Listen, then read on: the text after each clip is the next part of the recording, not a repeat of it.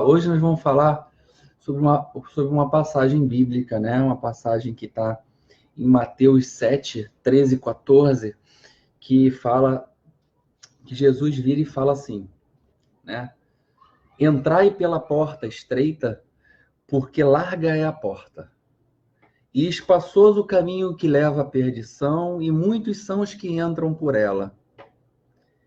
Que estreita é a porta, e que apertado o caminho que leva para a vida, e quão poucos são os que acertam com ela. Alguns registros dessa passagem é importante que a gente ressalte, porque ela vai profundamente na nossa vida, em várias situações da nossa vida. Essa situação entre uma escolha da porta estreita, da porta larga, é uma situação que a gente já ouve falar há muito tempo, né? Independente da sua religião, do seu credo,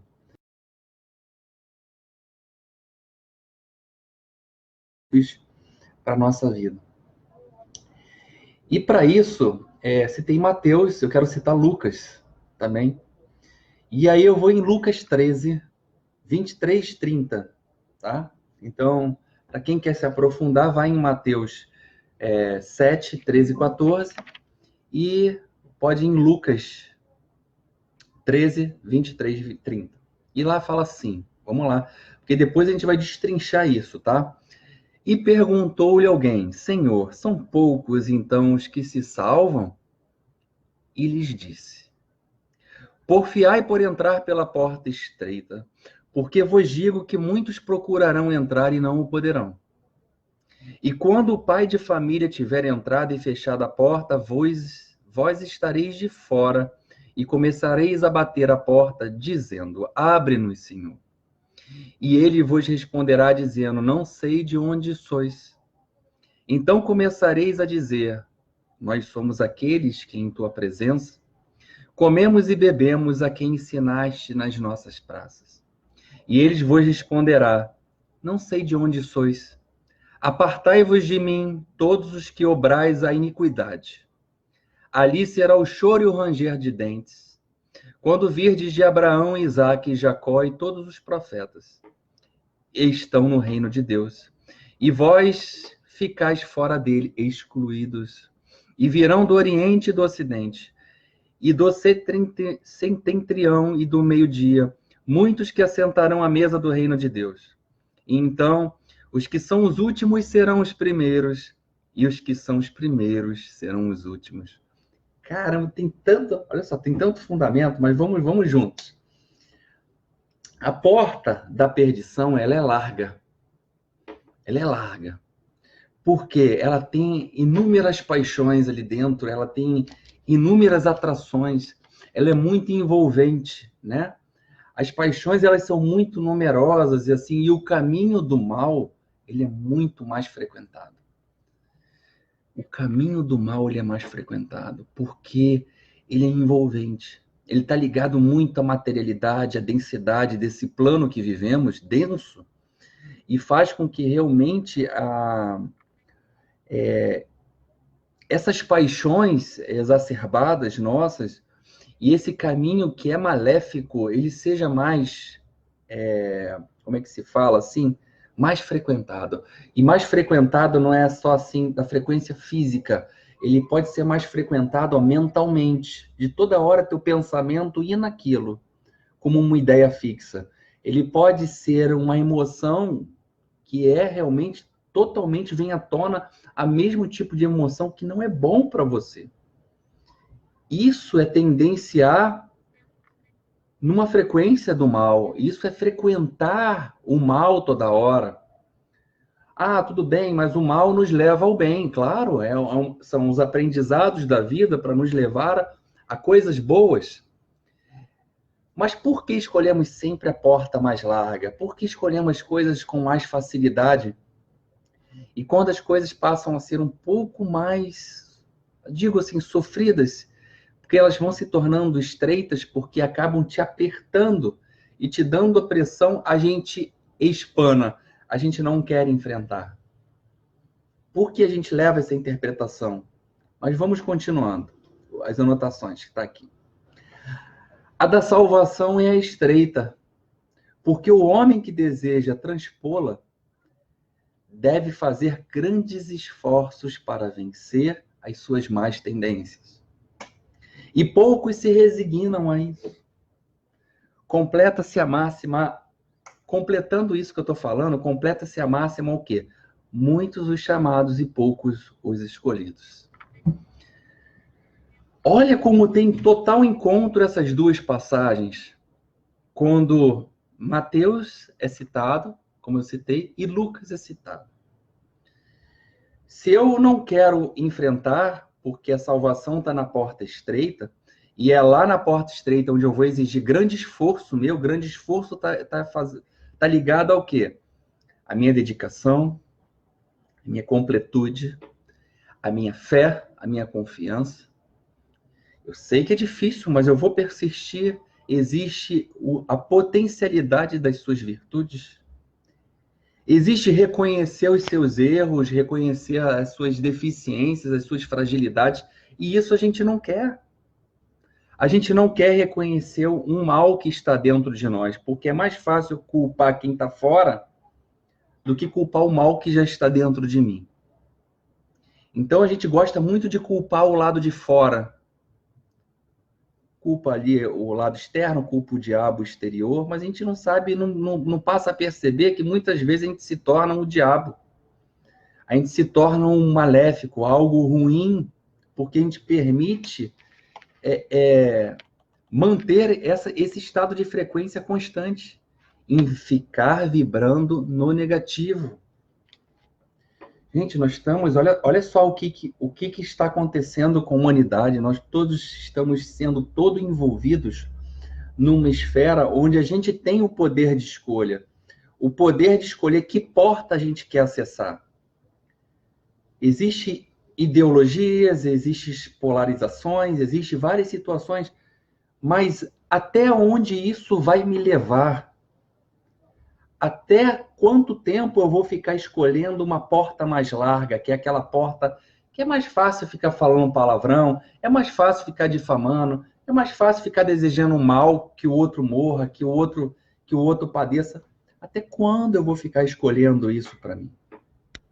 Isso são escolhas, são portas que se abrem. E são portas que depois ficam difíceis de se fechar. Por isso que se encontra com o que Lucas diz nessa passagem, no versículo 13, né, no capítulo 13, na página 23, 34, no versículo 33, do 23 ao 30, que é onde ele fala, que termina lá falando, muitos são chamados e poucos serão escolhidos. Porque muitos poucos realmente se entregam para um chamado interior, para um chamado divino, para as palavras que Jesus deixou para nós, para as palavras que os grandes sábios deixaram para nós. Porque aqui eu não louvo só o evangelho, mas eu louvo todas as doutrinas filosóficas, porque eu sou universalista. Eu gosto de todas as religiões, meu livro está pautado nisso, né? Está pautado dentro do universalismo. Somos todos um, somos todos parte, não existe uma religião melhor do que a outra. Quando eu já começo a falar isso, eu já começo a criar separação. Então, eu não tô na seriedade crística, quando eu começo a querer dizer quem é melhor, quem é pior. Então, o que tem é a gente interpretar e trazer a verdade, aquela verdade que serve para a nossa vida naquele momento. Porque tudo é uma impermanência, tudo é temporário. De uma hora para outra, tudo muda. Olha o que está acontecendo conosco, com a humanidade, de uma hora para outra, tudo muda. E aí, você controla alguma coisa? Nós não controlamos nada. Então, o que a gente pode, pelo menos, controlar é como a gente quer os nossos pensamentos, é como saber qual é a porta que eu quero escolher para a minha vida, quais são as portas que eu quero abrir, quais são as portas que eu quero fechar. Esse é o estado atual da humanidade terrena. Porque sendo a Terra um mundo de expiação, um mundo de expurgo, um mundo que a gente coloca as coisas que a gente precisa sanar, né? Expiação vem o quê? de colocar coisas para fora, coisas para fora. Existe ainda a predominância do mal. É um mundo que ainda predomina situações maléficas. Você vê você percebe seu nível de pensamento. Quando uma notícia se achega para você, o teu pensamento é direto no negativo. Você não pensa no positivo. Nós vamos direto no pensamento. O nosso nível de pensamento é direto no negativo. Por que a gente não vai direto no positivo? Porque a tendência é estar mais no mal, vibrar mais no negativo, naquilo que não dá certo. Esse não é o caminho que Jesus quer para nós, que os grandes mestres da luz querem para nós. Tá? Então, quando essa terra toda estiver transformada a caminho do bem, que é isso que é o que está acontecendo, isso com certeza tudo à nossa volta será mais bem frequentado de boas energias, de ondas mentais positivas, de novas opiniões, de mais discernimento, mais paciência, mais tolerância, mais amor. Assim como ditado em Paulo, nas suas cartas aos Coríntios, onde dita claramente que é o amor, que tudo faz, que tudo transforma e que perdura diante de muitas coisas, né?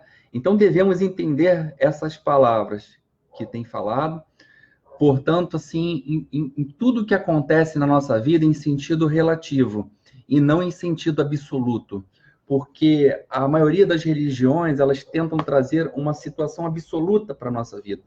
E a vida não é absoluta, ela é relativa. Como estudante de filosofia, eu gosto muito de um filósofo da era pré-socrático. Caramba, me fugiu o nome agora. Mas a filosofia que ele... Protágoras, veio agora, Protágoras. Ele diz muito da filosofia da visão relativa do mundo, onde a gente tem que se permitir a enxergar as coisas de um outro prisma, de um outro local.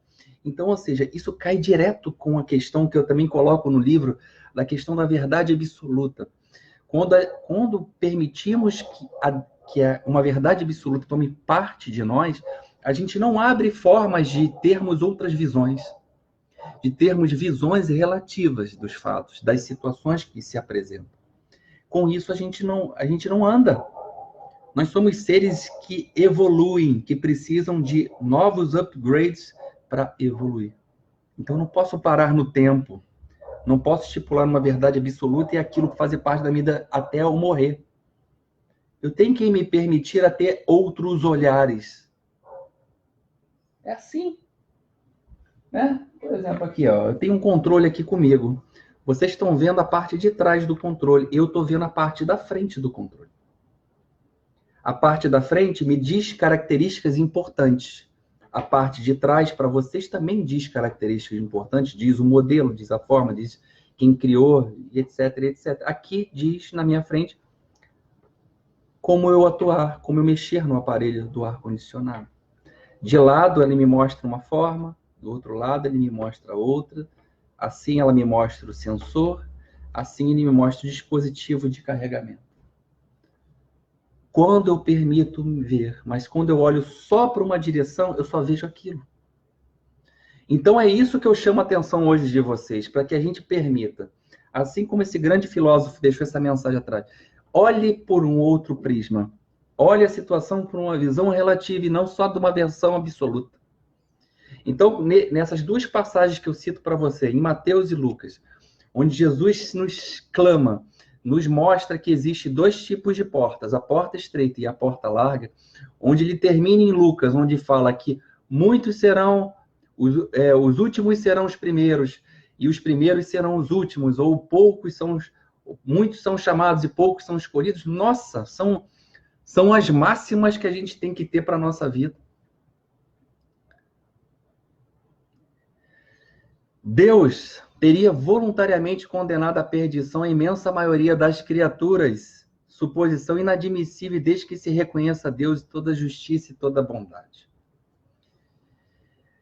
A nossa fé determina a nossa força.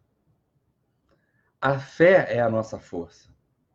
Então, aonde eu estou depositando a minha fé para que um Criador, a força com que a gente acredita, que é Deus, possa atuar na nossa vida. O quão grande está a minha fé nesse momento que eu passo? É uma fé falsa? É uma fé mais ou menos? É uma fé avassaladora? E aí, qual é a tua fé nesse momento? Mas quais são as faltas de que essa humanidade seria culpada para merecer uma sorte tão triste no presente e no futuro, se toda ela estivesse na Terra e a alma não tivesse outras existências? Por que tantas escolhas semeadas no seu caminho? Por que essa porta tão estreita que apenas um pequeno número é dado transpor, se a sorte da alma está definitivamente fixada após a morte? É assim que, com a unicidade de existência, estamos incessantemente em contradição com nós mesmos e com a justiça de Deus. Com a anterioridade da alma e a pluralidade dos mundos, o horizonte se alarga, iluminam-se os pontos mais obscuros da fé, o presente e o futuro se mostram solidários com o passado, e somente assim poderemos compreender com profundidade toda a verdade e sabedoria das máximas do Cristo. Então, o que a gente termina aqui faltando? Quando a gente se permite a enxergar a nossa existência com outros olhares, com os olhares mais espirituais, a gente sai do mundo que só nos conecta a portas largas, a frequências mórbidas, a pensamentos negativos, a repetições constantes de ideias fixas que não devem mais fazer parte do nosso bom viver. Nossa, será que a gente não consegue se perceber como um ser humano que quer evoluir, que eu repito as mesmas situações ao mesmo tempo, as mesmas falácias, os mesmos pensamentos, as mesmas negatividades? Será que eu não me permito, pelo menos, a mudar uma palavra, a não mudar uma entoação, a não mudar uma forma de agir com o próximo, a não mudar uma forma de pensar sobre um outro irmão que também erra? Isso é adentrar a portas estreitas, e isso exige esforço. Mudar exige esforço. Ainda mais mudar no tocante espiritual, você não tem ideia do esforço que é. Porque vai exigir renúncia, vai exigir mudança interna, vai exigir mudanças em suas atitudes, em suas ações, em seus pensamentos, em suas emoções. As pessoas vão te estranham quando você muda. As pessoas te julgam quando você muda. Mas essa mudança, quando vem para o bem, ela te preenche de água viva. A água que Jesus falou para nós, que deve ser preenchida no íntimo do nosso ser.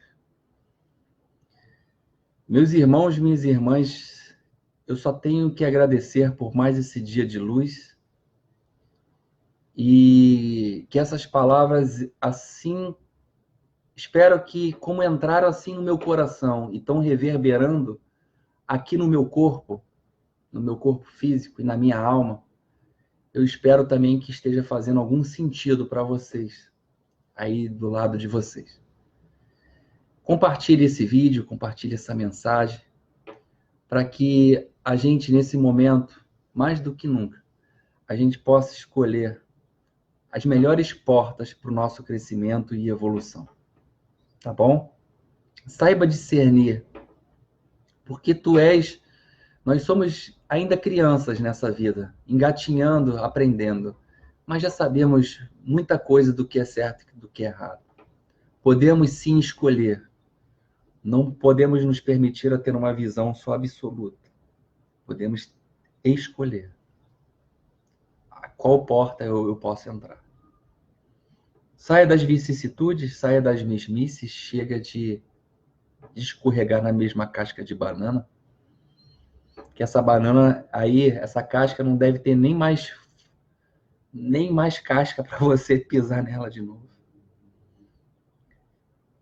Então, que Jesus abençoe a vida de vocês, que a grande espiritualidade que nos envolve, que nos cerca, suas hostes de cura, suas hostes trabalhadoras, possa estar à nossa volta, nos protegendo, nos envolvendo nesse momento que a humanidade toda precisa, tá bom? E aqui, para finalizar, nós vamos para a nossa prece no dia de hoje. E a gente vai orar juntos, porque a força da oração é uma força inigualável, a gente não tem ideia de como ela transforma vidas e como ela transforma a nossa vida. Então, vamos juntos aqui. Eu vou abrir aqui no livrinho e o que cair a gente vai ler, tá bom?